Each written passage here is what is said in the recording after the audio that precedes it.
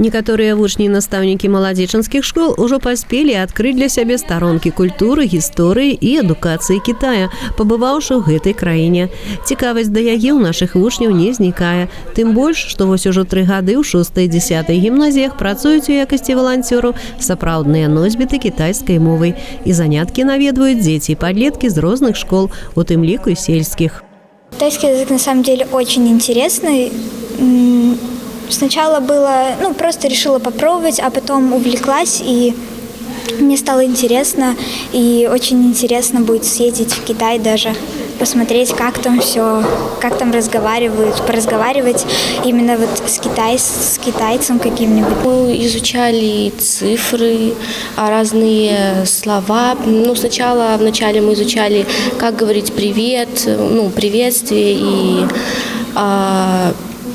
как здороваться и как прощаться. Я изучаю китайский 2 года. Он очень интересный, там интересные иероглифы, слова, интересно писать иероглифы, но их сложно писать, иероглифы. Еще пока не очень хорошо получается.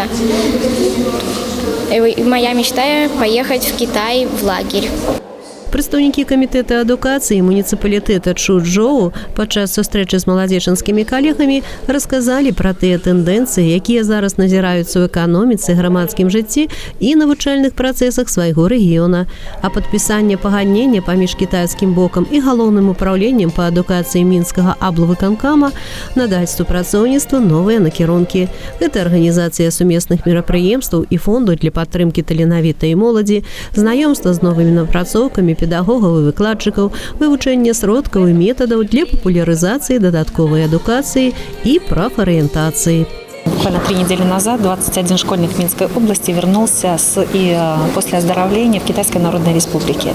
Это были именно те ребята, которые изучают китайский язык сегодня в учреждениях образования. Это Молодечно, Смолевичье, Борисов, Жодино, Старые Дороги, Мядель.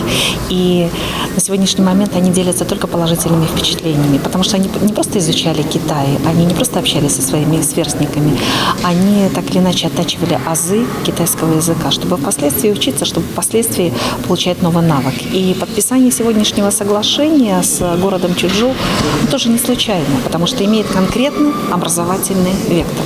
Мы заинтересованы в том, чтобы в Республику Беларусь, конкретно в учреждение образования Минской области, приезжали носители китайского языка, чтобы они делились методикой преподавания китайского языка, чтобы они общались с нашими ребятами. И именно об этом говорится в соглашении.